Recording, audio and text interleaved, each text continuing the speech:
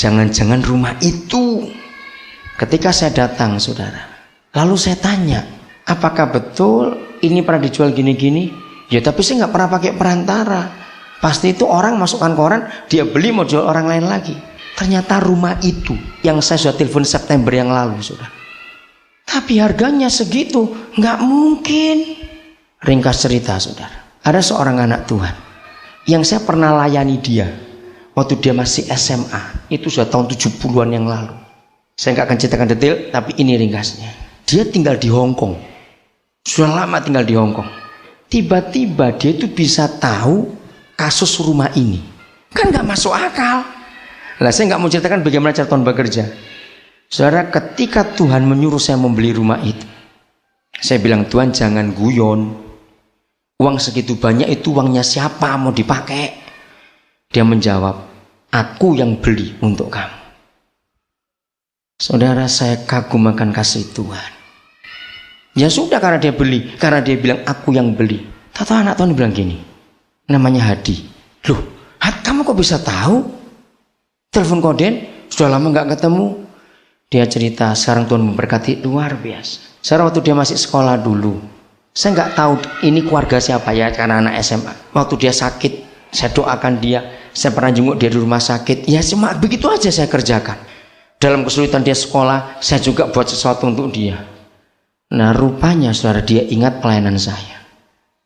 Saya tahu bahwa Koden mau beli rumah itu.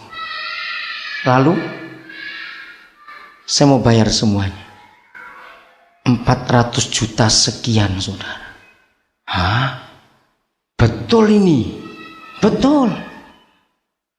Dia negosiasi, dia bereskan semuanya. Sudah jadi. Dia tanya, Koden mau kasih nama siapa ini? Loh, kamu yang beli kok. Saudara, saya kembalikan kepada dia. Akhirnya dia tetap berikan nama saya di situ. Nah, rumah itu sekarang dipakai untuk pelayanan Yayasan Wahana Anak Muda.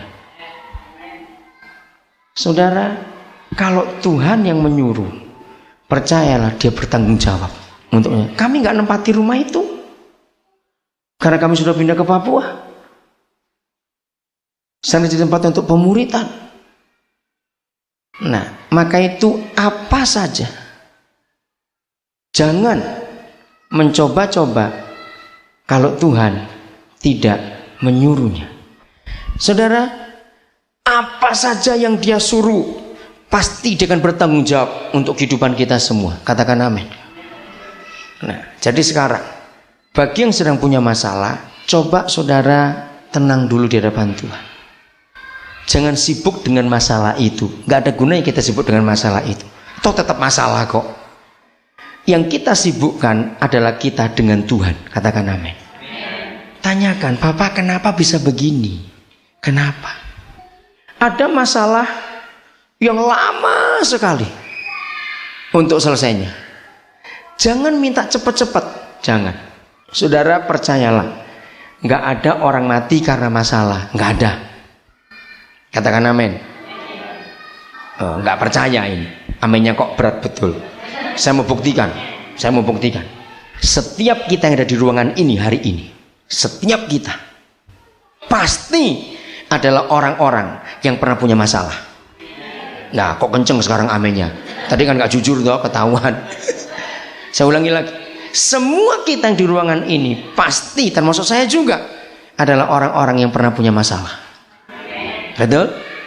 Nggak mati toh, masih hidup toh sampai hari ini? Ya sudah. Jadi nggak mungkin ada orang mati karena masalah, nggak mungkin, saudara.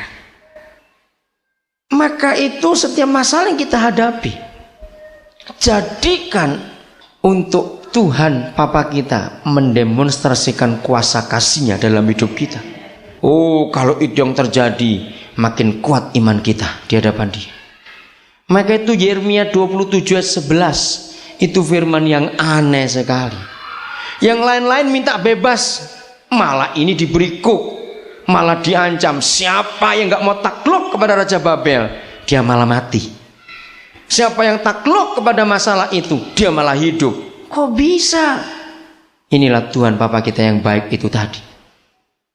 Jadi kita harus merinci dulu, mencari Kenapa bisa terjadi masalah ini? Coba tanyakan. Gara-gara siapa ini? Kalau itu papa kita, nggak usah takut. Jadi saudara mengerti saudara? Kenapa Tuhan izinkan itu semua terjadi dalam kehidupan kita? Karena kita harus belajar untuk mengenal Dia lebih dalam lagi. Tuhan kita sungguh luar biasa dalam hal ini. Sekarang kita lihat hidup Yusuf. Dia adalah idola saya dalam hidup saya. Dari semua tokoh dalam Alkitab kecuali Tuhan Yesus tentunya. Maka Yusuf itu idola saya. Sudahlah. Saya kalau belajar tentang dia saya nggak pernah bosan. Setiap hari kalau saya merenungkan tentang Yusuf, pasti saya ketemu perkara baru. Saudara, itu contohnya.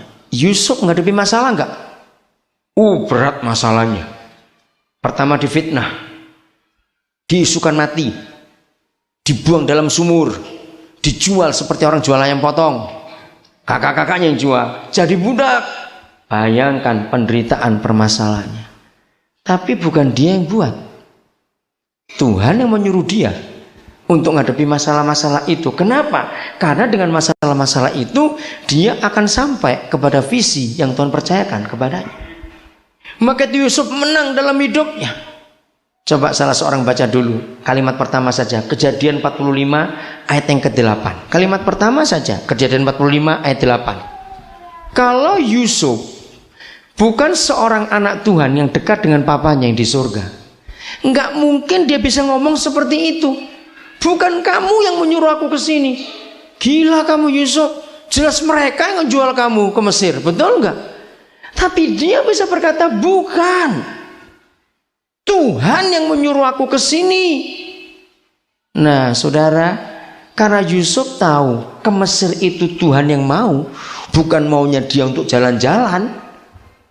Betul? Maka Tuhan bertanggung jawab selama Yusuf di Mesir. Katakan amin.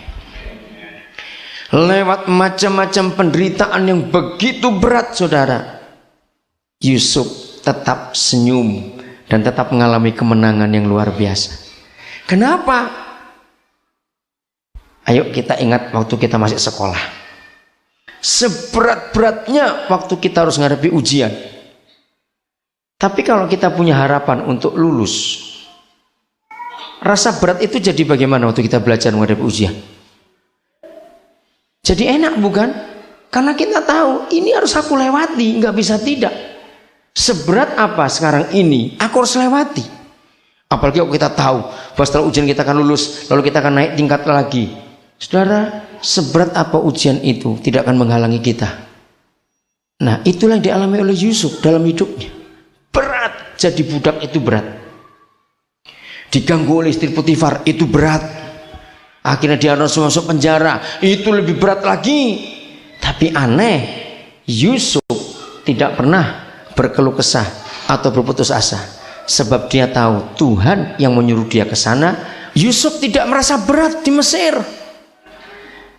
Walaupun di penjara itu cukup berat, lebih enak dia di rumah Potifar. Ingat saudara, siapa mau suka di penjara?